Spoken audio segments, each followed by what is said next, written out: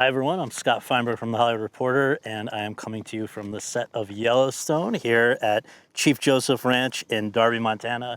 So happy to be joined by Kevin Costner, who plays John Dutton, Kelly Reilly, who plays Beth Dutton, Luke Grimes, Casey Dutton, Kelsey Asbille, Monica Dutton, and Cole Hauser, Rip. Guys, thank you for this. Is such a treat for me. I love the show, and it is very surreal to be with you in this place. So I guess I'd like to start talking about this place. Kevin, I wonder if you can just describe where we are and why. Okay. We're in the Bitterroot Valley of Montana. Yeah. It's historically a very famous valley. Has a lot to do with American history. I think we lucked out with this because when this show was started, this particular spot in our story had not been located, and we've been working out of two different states. And I think Providence kind of ruled the day. I think they came over the hill and they saw something that stuck, and so this ranch has just served as another character. It might as well have a voice for itself, and protecting the land is such a big issue in this show. The show's done everything to kind of protect and kind of hold on to this life that's already here. And just to follow up with you, I mean, you are someone who's been associated with the Western genre for a long time. There's, I guess, more or less 30 years between Dance with Wolves and this show. Sure. And yet, there haven't been many other great Western projects in between in that time period. So I wonder if you can explain, why do you think that is? Is there something particularly because they're really hard to make. Yeah. From a Western standpoint, the reason why there's so many bad ones is because they don't realize how complicated it was.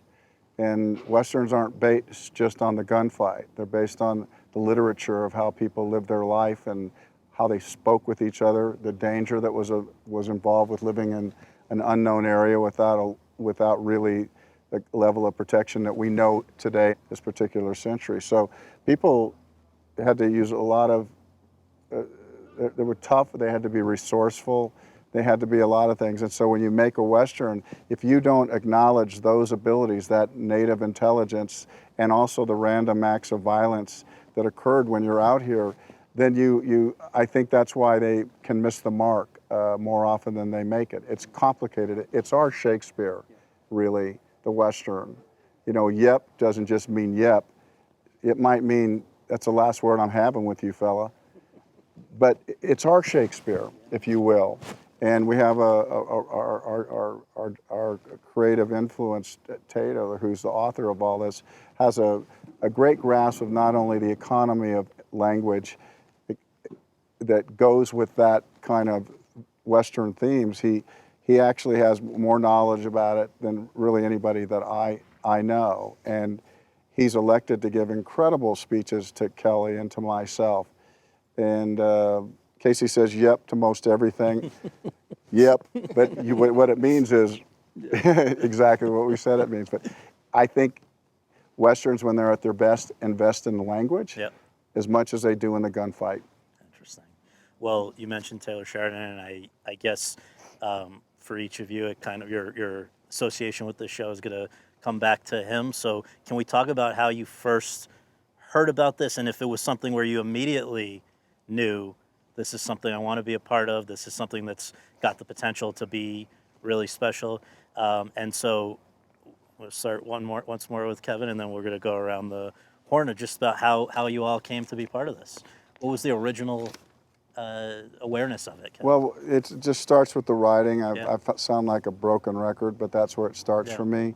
We are in the entertainment industry. Does it have a chance to entertain?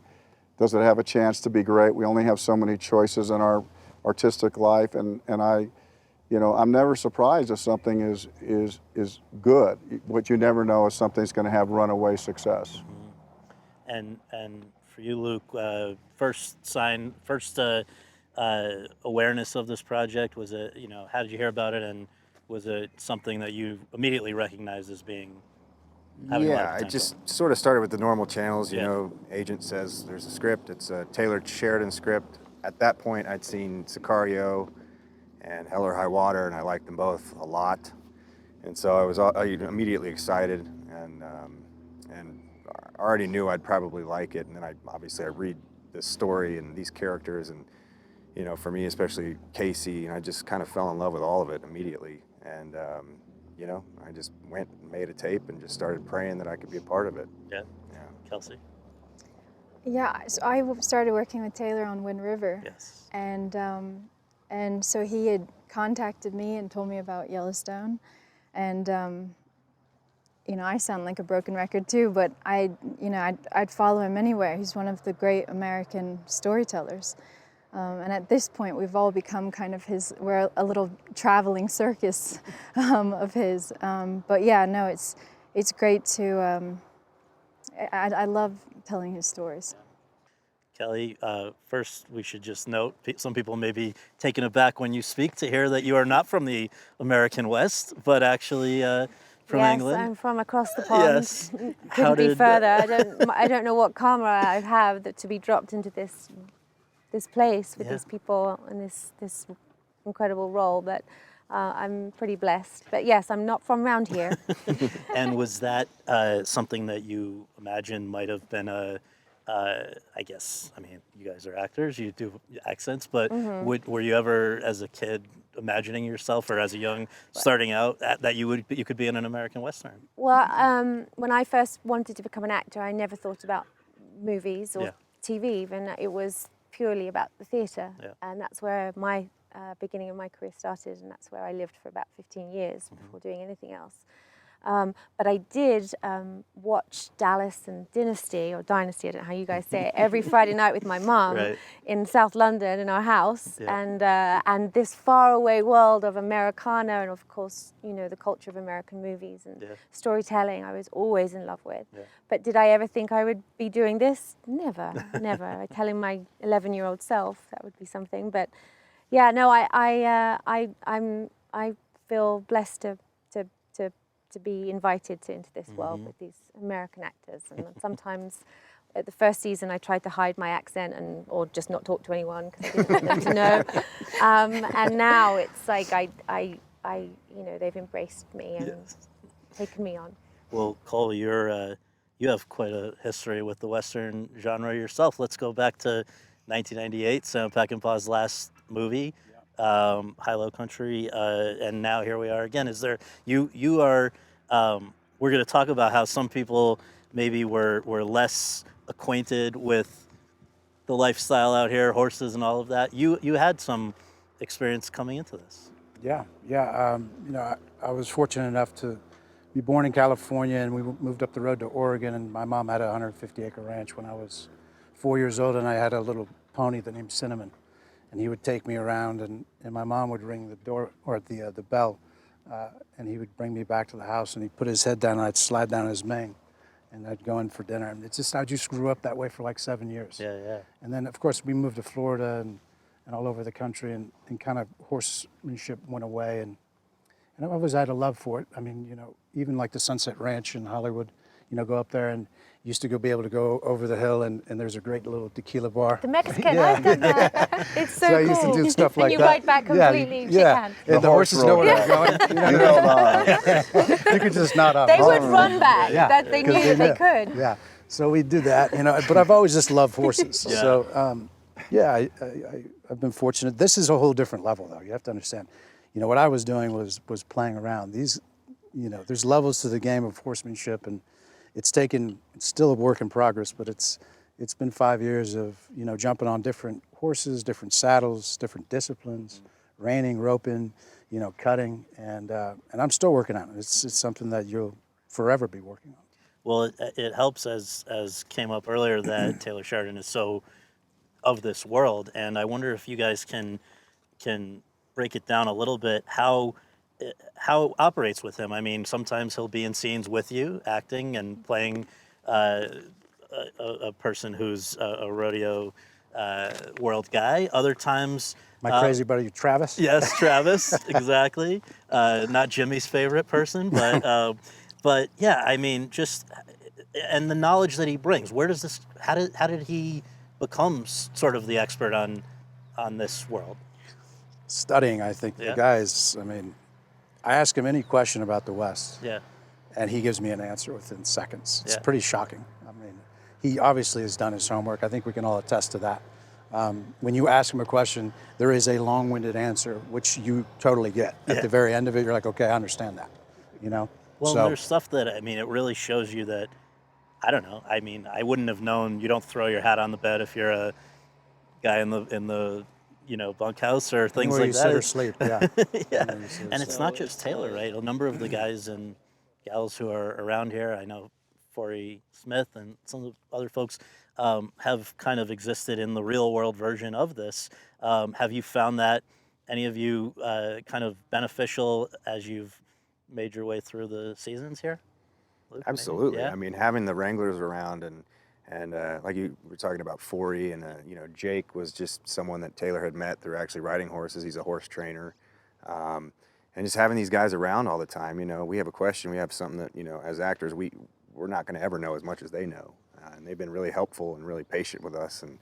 And every year we do the cowboy camp thing, and they're so eager to help us and teach us, and it's super helpful. Well, I want to talk about what you call the cowboy thing. This is basically like cowboy boot camp, right? I mean, can you explain? Because I think you've said you were one of the people who came to this project with limited background in the stuff you would have to learn to do, and obviously you picked it up. What goes on at Taylor's cowboy camp? It's been different every year, right? I mean, year one was a mule packing trip, and I think they were like, let's never do that again, because they almost didn't get us back.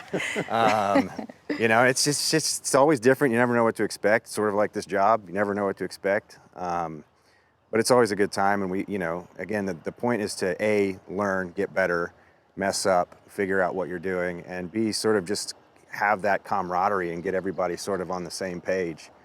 It's like to have the experience that I've had on this job is priceless. I feel very lucky. Yeah.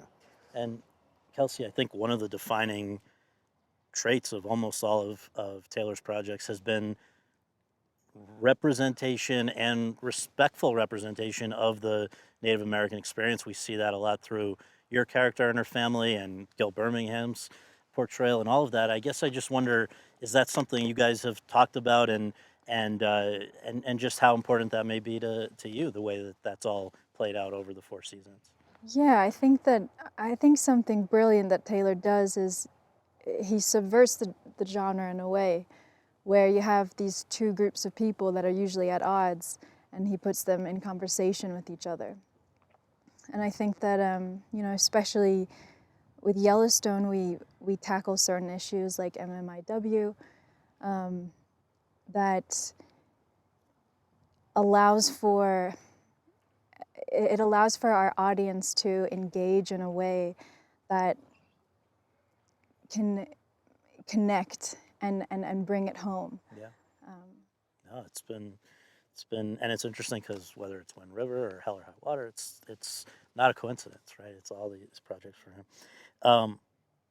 I guess one of the questions I wanted to very much ask all of you guys is, how far ahead of the public are you guys with where this story is going?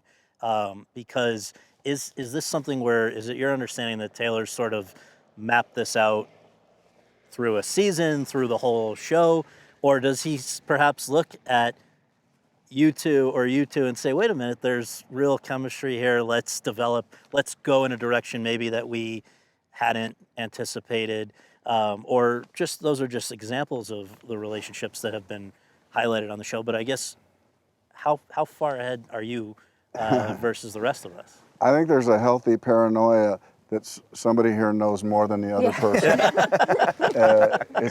Kevin must know. Because I don't know, and it's just like, I just want to say, I don't, so it's a healthy paranoia. Right. It's like, we don't, and I'm not used to being a passenger, but it has been a good ride. Yeah.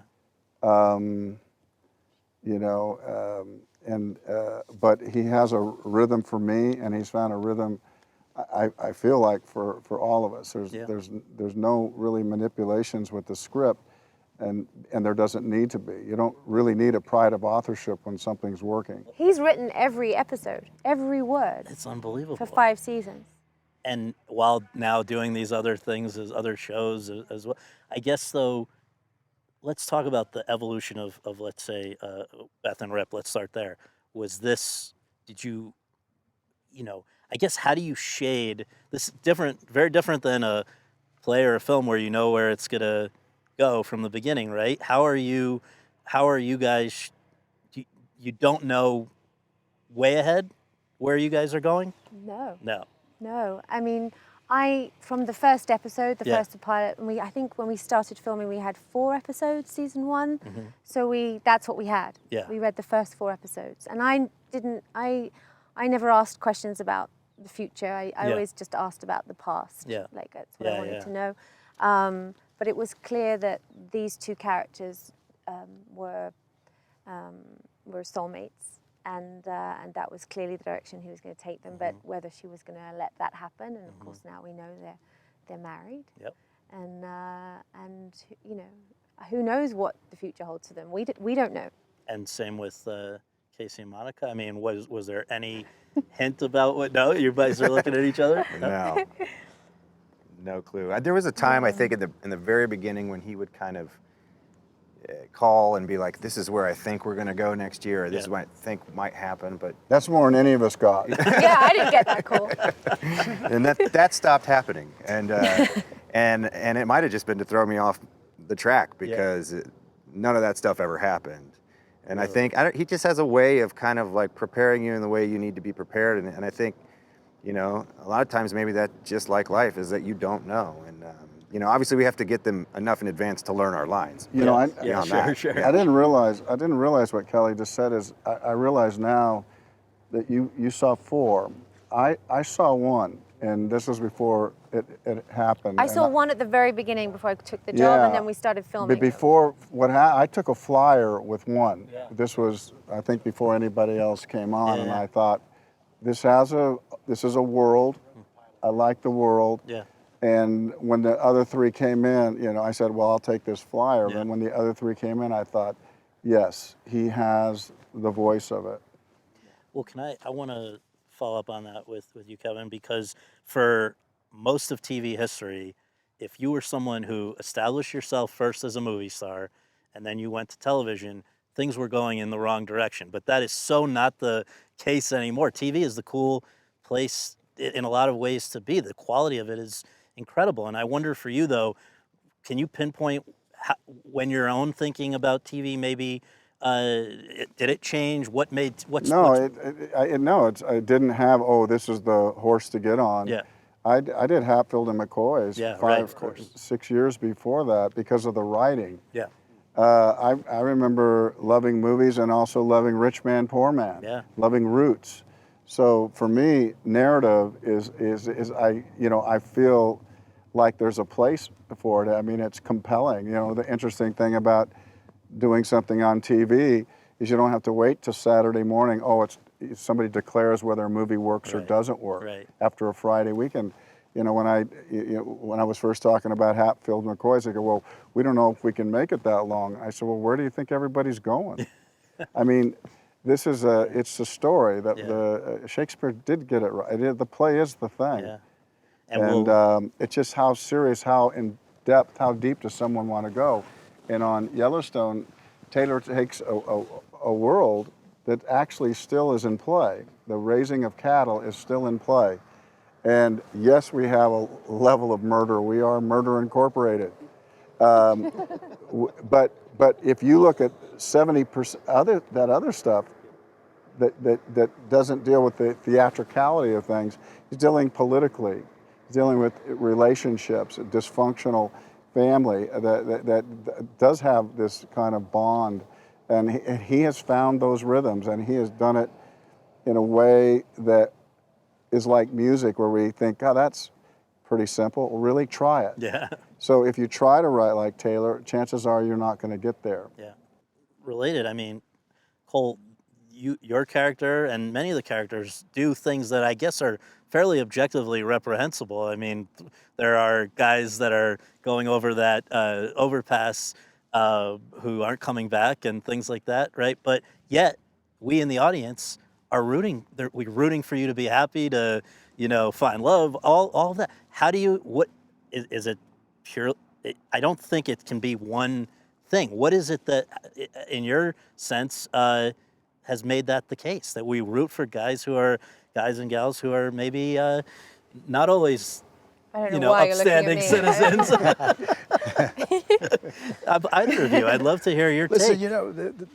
I've said this a few times. I feel like, the reason why at least they've fallen in love with us and Taylor's writing of us, Beth and Rip, is that they're not perfect, and nothing in reality is perfect. You can make these romantic stories of love at, first sight, and then the sunsets and all these gorgeous things. But the reality is that I feel like the audiences, especially here in America, they look at these two and they go, you know what, there's something I can relate to. It might not be everything, but there's little pieces that they take. And I think Taylor, he found that heartbeat. And then he saw that Kelly and I enjoy playing that, and that we take risks together, that we want to push the envelope, and we love that. That's what we're here for. So I think, look, it starts with Taylor. Obviously, it goes into our hearts and it comes out our mouths, and it's just been, we've been fortunate that way. And Kelly, do you think, is it sort of Beth's fierce devotion to her father, or what keeps people on your side as Beth? They say, what people's opinion of you or your acting or your character is like none of your business. Yeah, you just kind of got to sink into the work, do it as truthfully, as authentically as you can, and keep it hopefully alive. And then you're letting it go. You don't know what people are going to say. And I try not listen to too much of it, but because the show's got so big now, it's hard to escape. But she's, Beth is a pretty polarizing character. And I have some people who think she's, America's sweetheart, and other people who think she's a monster, and neither are wrong, right. So, and I enjoy having both feet in somewhere of the light and dark, the shades, what Cole was talking about, the imperfection, the reaching for something, the total and utter devotion, just you don't want to be an enemy, the devotion, like everyone she loves so fiercely. And I think that's a beautiful quality in someone. And then if you're also an enemy of hers, and you don't want that, and he clearly enjoys writing that aspect, that fierceness, to live out in this place, to work in the land is fierce, it's brutal. And he finds the beauty and the poetry in the land and the brutality and of the human condition. And we get to do that and be in, the living rooms of America. Whilst in a TV show, and he's adding poetry, and I respond to it, and we all do. We eat it. So the public has been with this show in a major way since the beginning. The ratings are things that we don't see on TV almost ever anymore. I mean, let's just note that the season 4 finale was the most watched telecast on cable since 2017. This is kind of incredible, and I wonder, A, what you've made of that, but B, that it also took the industry, the press in some ways, a little while to catch up with the rest of America. I mean, it seems like it was not until fairly recently that you guys began to get the sort of cultural recognition that I think you've deserved all along. I mean, people have been catching up, it feels, lately.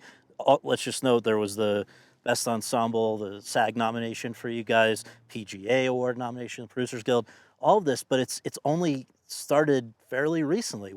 How do you explain that, Kevin? It's easy to be popular. It's harder to be relevant. I think Taylor chose to be relevant to himself, this world. This is what he wants to write about. And so when he chose to attend to what he felt was important, some popularity followed, but we didn't anticipate that. And so I think that's what we have to do. And I think we can't discount our work just because it isn't popular. If this show wasn't popular, I would still feel the way about the work and what has gone on. I don't know why it didn't, catch air and go forward. And, if you want to let, I mean, money is the God that everybody seems to be praying to in the theatrical business and everything else. But if you wake up and judge your life by what happened, on some result, you're gonna find yourself trying to jump on the first ship that pleases and go back to something that's tried and true. what I will say about this is running horses, rivers that flow, mountains that are here will never be something that people tire of. It's what's the story that's in front of them. So you place a story in front of this, and it has an ability to capture someone's attention. And Taylor's been obviously moving to this spot. He was an actor. You want to know why he's in the show? Because he still wants to act. There's roots there. But somewhere along the line, him watching, his eyes wide open, seeing what works, understanding a world, it all came together for him. Yeah. It all came together. You're watching the architecture of a theatrical artist. And you got to remember this, and I said this to you earlier, is Yeah. that, you know, we started as a grassroots show. Yeah. And when you start as a grassroots show, and you have a core audience that really follows you and falls in love with you, they start talking. And we've slowly just made our ways to the edges of this country. Yeah. Where now you guys are showing up. Yeah. You know what I'm saying? So the thing is that we've always, I mean, Luke and I would roll around Park City, Salt Lake City, wherever we would have fun. And people were coming up. They loved this show 3 years ago, 4 years ago. I mean, it's just that it's finally getting recognition from you all. My apologies for taking a while, but it's no, it's okay. I'm We glad won't. I'm here. You've got to be nice when they come. Now, fan interactions. We were talking a little bit earlier, Luke, but I've got to ask, and of course you as well, Kelsey, about just, I know that when this thing took off, it took off fairly suddenly in the general public. How did you? How did people start behaving differently in terms of just coming up to you on an airplane or different places? I will say, like Cole was saying, Yeah. I mean, since the very beginning, it had happened, and it had happened, and like people were when they liked it, they really liked it. The people who did know us in the very beginning. Yeah. I mean, it's always been such a, you know, it's so nice because you can tell they really are fans. It's not like, oh, I've seen that guy on TV. Like, they love the show. Right. They love the story. And now it's just more often. I mean, way more often. It's, I could definitely feel a big shift in between season 3 and 4. Yeah. You know, airports are weird now. Most restaurants are weird now. So, yeah, it's changed. And Kelsey, you had I'm not saying this was the weirdest of them all, but I guess you said you had a weird one recently with a photo with the two of you. Oh, with what did we have? Well, were you still in some makeup and? Oh yeah, well, yeah, exactly. I was in my well, no spoilers, I guess, but I was, unfit to be in a picture, I'll say, and from season 5, and but you know, you take the pictures anyway because you're really. I mean, it's you feel a certain level of gratitude that people have chosen to watch you in their homes and be so invested in these characters. Yeah, I know fan interactions are nothing new for you, Kevin, but is the tone different? Is there something different about Yellowstone fans? A little bit. My dad, who passed away this year, my mom too, within months of each other, took a big interest in my career. And he said, "You're going to lose your audience, fella." He said, "That is a naughty show. That's a naughty show." And he said, they're going to drift away, son. And I said, "Dad, that's just what well, you mark my words. That's naughty. And people aren't going to." He was not wrong about that. And I just had to look at my dad. And I thought, oh my God. He said, "You what?" And then 2 years later, he's going, "The nurses want to know how it ends."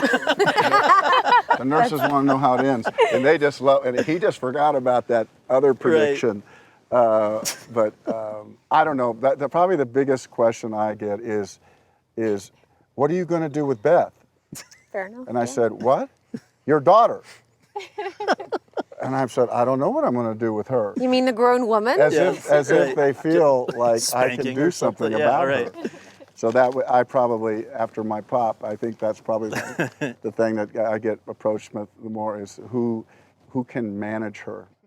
Kelly, how about you? I'm sure you get, again, very polarized reactions. No, well, I think they're just more disappointed that I am not Beth. Yeah. You know, I think it would go down much better if they, Right. you know, if I, you know, were mean to them or Right. wanted to go tear up a bar with them or something, and then they get me, and it's a bit of a letdown, I think. But no, I mean, people, you know, it's when you I was walking into in an airport, and there was, you know, 2 women, and they had Beth Dutton t-shirts on with my lines literally on the, you know, I'm a tornado, and Right. and I was like, this is you can't let it infiltrate too much.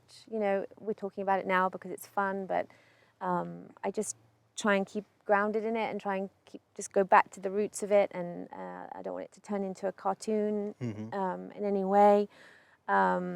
Sort of the root of her is what's the most important, and yes, it's fun, all of that stuff. He writes such great lines, one-liners for her, and even when I read them, we always used to talk about it. Like, we would all be shocked that someone would say that, and you know, I was the idiot that went, I'll do it, like, and it's really worked, and I feel so, yeah, it's a fun character to play, not so fun to be out in the world as the face of it. Well, Cole, I don't know if you're aware of this, but there are more than a few women who are envious of Beth having She used to having get your death company. threats. I did, yeah. Really? Yeah, no, this is not. I'm being Oh my serious. Yeah, God. she told me a few times. I was like, that's insane. Well, so have you run into a few of these lovely people? I finished them. I've run into women that have They're dead now. tattoos of my name on them, babies that are name ripped. I mean, it's pretty wild. But, you know, listen, ultimately, I think kind of arguing about what Kelly was saying is that, you know, you get into this business and you hope for a couple of great roles in your lifetime, you know. And to be able to affect people in the way this character has, and the writing that Taylor's, and just the different colors that he's, you know, laid out for him. I mean, ultimately, it's a real honor to have people come up and love something that you do, and whether they can connect to the serious intensity side, the loving side with her, the loyalty that I have with him, you know, it's an honor. Yeah. So I'm very blessed that way. And what do you guys make of the fact that you have spawned a Sheridan universe that is now, I mean, I can't even keep track of how many related or semi-related shows are out there. I mean, do you, for something like Now you're as lost as us, huh, fella? How's that feel? Pardon, what was that? We don't know how to. No idea. We don't know either. Well, so let me ask you though, with We like don't in even know the scripts that are 1883, coming. this is supposed to be like the prequel to your story. Do you guys No, keep not up with? supposed to. It was. It is, no, of course. But do you? I mean, this is Taylor, unbelievably prolific, along with 101 Studios and the whole operation here that is behind you guys. Would you want to know? Will you watch like in 1883 to see if that gives you greater understanding of the Yellowstone world? I would. You do? I loved seeing the journey of the ancestors of 1883. Okay. I loved that. You get to really see in that show Yeah. what they had to go through and fight for in order to be here, to land here, and also what they took. Yeah. Right. You know, so I love that story is being told, and I could relate Beth to characters in the prequel. Yeah. And, Yeah. I think it's a lovely thing to be able to do. I want to be in them. Well, it was recently announced that season 5 of Yellowstone is going to premiere November 13th. I know you guys are hard at work on it right now. Is there anything that you can share with people that is not going to get you in trouble here with Taylor et al? Any tease about where things are headed for the show? We're all still in it. That's good news. Still with us. This isn't Survivor. so good. and, Right. It was you for don't one get voted season. off the island. You're written off it. You know, I think it's safe to say the foot's on the gas. Yep. And we're not slowing down, and what we've known is is how the show is going to continue. The quality is very high. Yeah. Well, it has been for 4 seasons. Thank you guys so much for that. Many hours of entertainment. And Glad you got to, you weren't watching it for a while. were it you? took me too long, but when I did, it took over my life, like love it. many others. That's so what I love to hear. Thank you guys so you. much. Thank you, man. Thanks for coming out. Thank you so much.